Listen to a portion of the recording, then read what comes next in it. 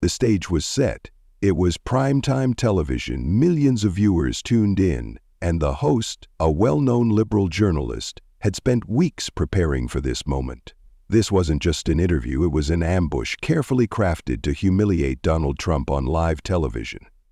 The network had a history of trapping conservative guests, using loaded questions to paint them in a negative light, and tonight they thought they had their biggest takedown yet. The plan was simple. Start with polite pleasantries, lull Trump into a false sense of security, and then unleash a series of relentless attacks, especially targeting his personal life and marriage. The host, a seasoned media veteran, had built a reputation for manipulating conversations, using suggestive language and misleading narratives to corner her guests. She believed that if she could make Trump stumble, hesitate, or even slightly lose his temper, she would have her viral moment. A clip that would circulate for days, reinforcing the mainstream narrative against him. But as Trump walked onto the set, something in his demeanor signaled that things would not go as planned. He was calm, collected, and exuded the quiet confidence of a man who had faced countless battles before. He knew exactly what he was walking into. What the host didn't realize was that the trap she had so carefully laid was about to backfire spectacularly. By the end of the night, it wouldn't be Trump who was on the defensive. It would be her. The cameras rolled, the studio lights brightened, and the host leaned in with her signature fake smile, the kind that masked her true intentions. She had done this before, setting up conservative guests with seemingly harmless questions before leading them straight into an ambush. But tonight, she was up against someone who had spent years dismantling traps just like this. "Mr. Trump," she began, her voice smooth and calculated, "you've built an empire, led a country, and influenced millions. Would you say you've just been lucky?" It was the perfect setup, designed to diminish his achievements, to suggest that his success was the result of fortune rather than skill. The question dripped with condescension, an attempt to lure Trump into justifying himself. But he didn't take the bait. Instead, he leaned forward slightly, a knowing smirk forming at the corner of his lips. "You know, it's interesting you ask that," he said, his voice steady and deliberate. "Liberals love that word, lucky. They use it to discredit hard work, to pretend that success is just handed out instead of earned." A ripple of surprise passed through the audience. This wasn't a man scrambling for an answer. This was a man turning the game back on the host. The air in the studio grew tense. She had expected a defensive response, maybe even an awkward stumble. Instead, Trump had just seized control of the conversation. And he wasn't letting go. The host's practiced smile wavered for just a fraction of a second, but Trump saw it. He knew this game better than anyone. Set the trap, wait for the stumble, then go in for the kill. But she had made one critical mistake. She assumed he wouldn't see it coming. She straightened in her chair, pressing forward with false curiosity. "So, you're saying everything you've achieved is purely through hard work?" Her voice carried that unmistakable edge, designed to make him appear arrogant, dismissive of others' struggles. Trump didn't miss a beat. "I'm saying success comes to those who earn it. Yes, I've been blessed, but I've also worked harder than most can imagine." His voice grew stronger, filling the studio. "I faced sleepless nights, impossible deals, challenges that would break most people. But here's what really matters. I never did it alone." There it was, the shift. She thought she had an opening. "Not alone," she repeated, her tone laced with feigned innocence. "Let's talk about that. Let's talk about the people behind Donald Trump." She believed she had him where she wanted, but she didn't realize she had just walked straight into his counterattack. Trump's expression hardened. "When you say the people behind me, I know exactly where you're going.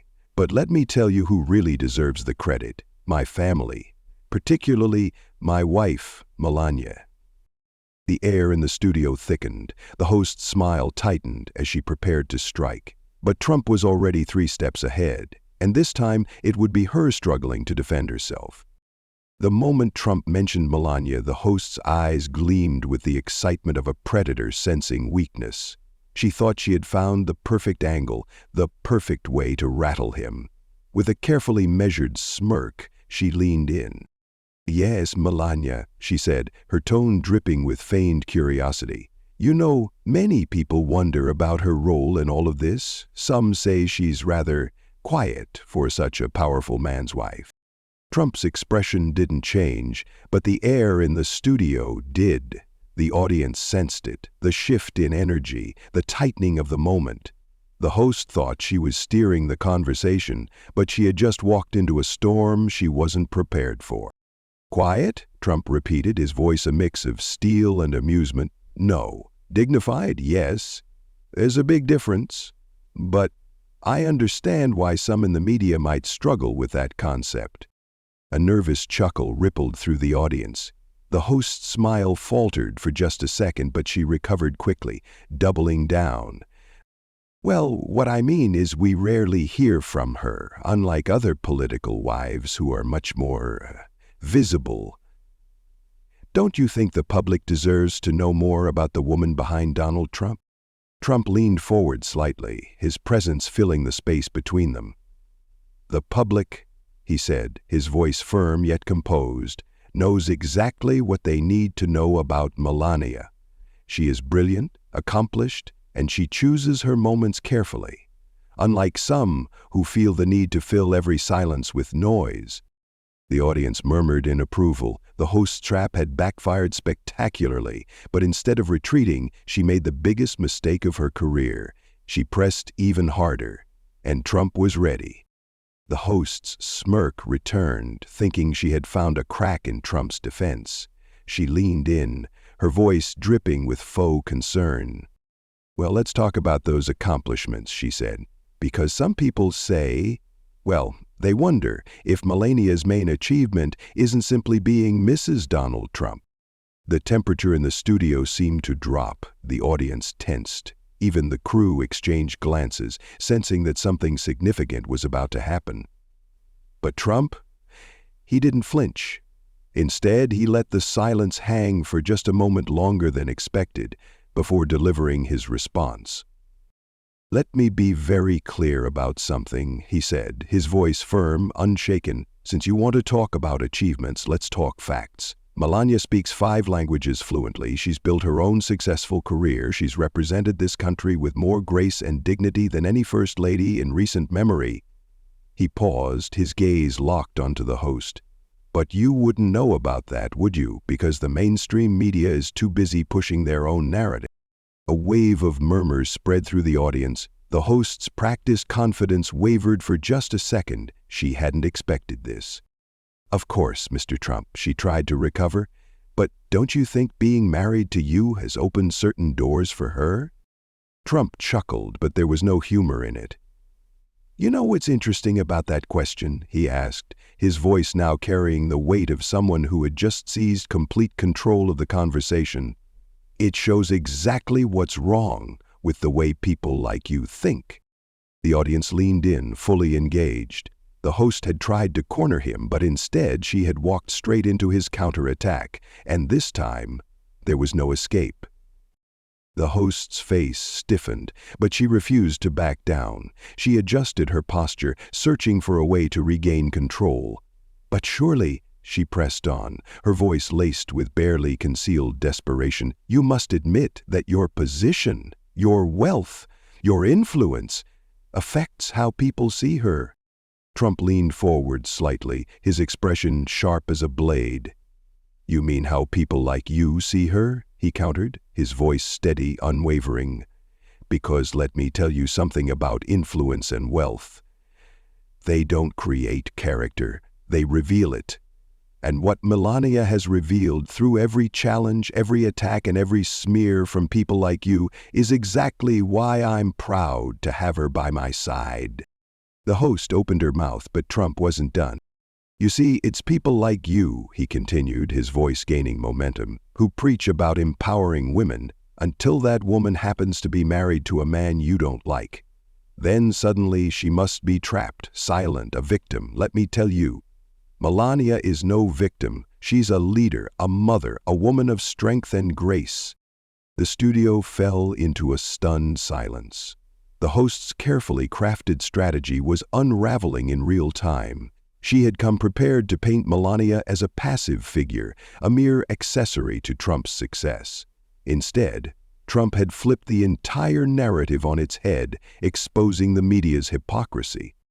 For the first time that night, the host hesitated, and in that moment, everyone watching knew she had just lost the battle. The host's hesitation was brief, but it was enough. Trump had seized control of the conversation, and the audience could feel it. But instead of retreating, she made one last desperate move, the kind that would haunt her career forever. "Well, Mr. Trump," she said, forcing a smile that no longer carried the same confidence, "since you brought up loyalty, let's address the elephant in the room. You're a powerful man, wealthy, influential. Some might say a man in your position could have any woman he wants. Don't you ever think about trading up?" The silence that followed was suffocating.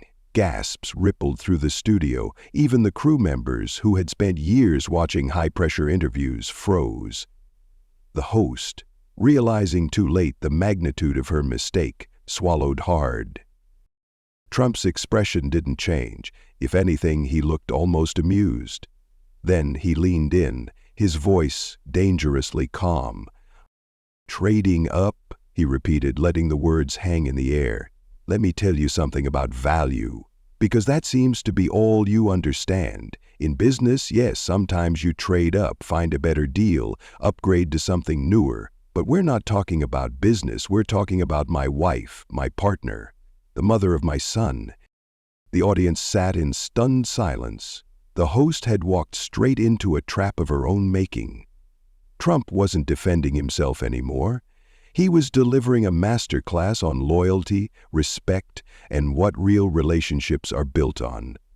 And with every word, he was dismantling not just her argument, but her credibility. The weight of Trump's words settled over the studio like a storm about to break. The host, now visibly shaken, attempted to salvage the moment. "I didn't mean any disrespect, Mr. Trump," she stammered, her forced smile faltering.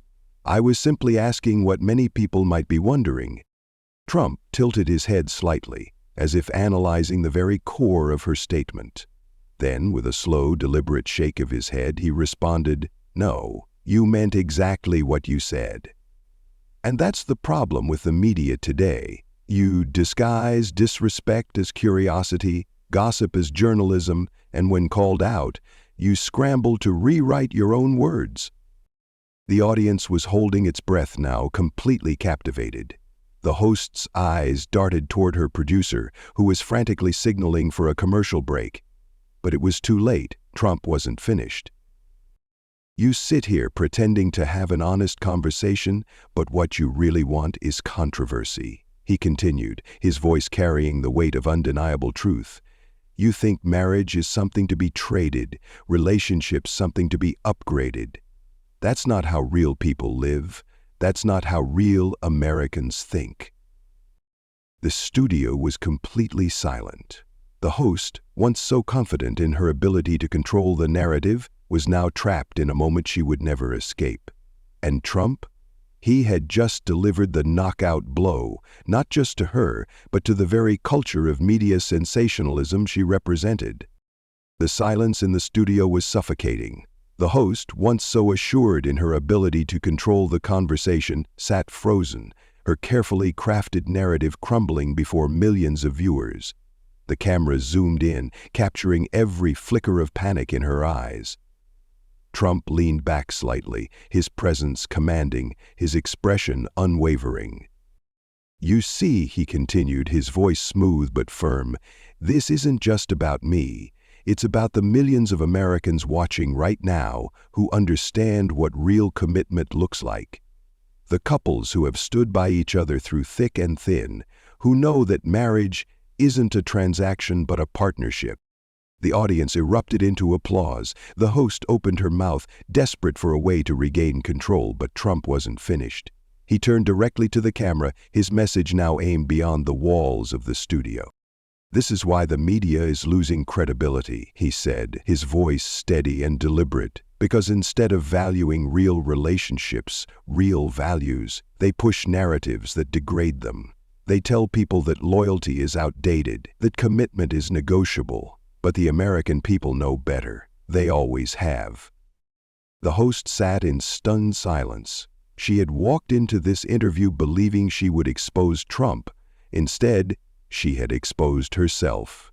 The show was over, not just this segment, but the illusion of media superiority. And as Trump stood to leave, the audience knew they had just witnessed history.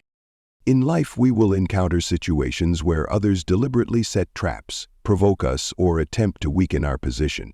They may use clever words to make us lose our composure, force us into a defensive stance, or even cause us to doubt ourselves. But as Donald Trump demonstrated in this confrontation, true strength does not lie in reacting impulsively, but in controlling the situation with composure and unwavering principles. Here are key lessons we can apply in our own lives. Control your emotions. When attacked or provoked, responding with anger only puts you at a disadvantage.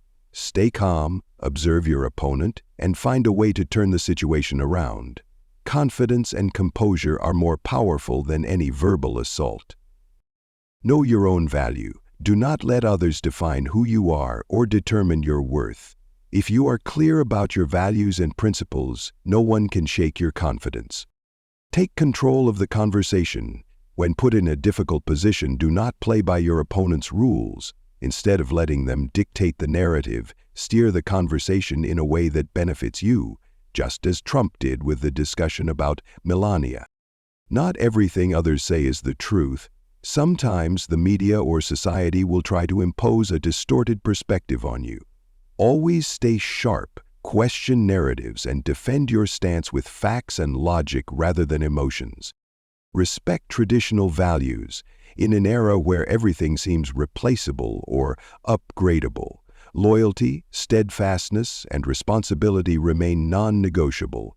Whether in work, family, or relationships, true stability comes from upholding real values.